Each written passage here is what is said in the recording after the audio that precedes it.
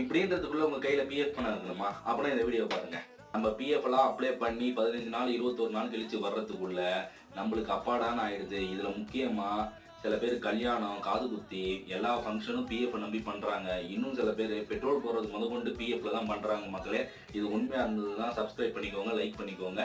இப்படி கஷ்டப்படுறத பார்த்து இபிஎஃப்ஓ என்ன பண்ணிருக்காங்க, ஐயோ இவங்க இப்படி கஷ்டப்படுறாங்களோ அவங்க காசை அவங்க ஈஸியா எடுத்துக்கலாம் அப்படின்ற மாதிரி உங்களுக்காக நாங்க ஒரு ஆப்பை ரெடி பண்ணிக்கிட்டு இருக்கோம்.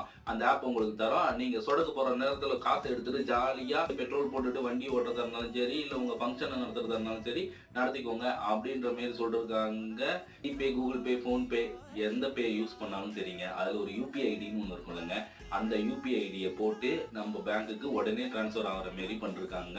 ஆனா இது இன்னும் ப்ராசஸிங்ல தாங்க இருக்கு. ஏப்ரல் மாசம் தாங்க வரும். ஆனா ஏப்ரல் 1ஆம் தேதி நம்மள ஏப்ரல் போல ஆக்காதுன்னு நம்புவோம்.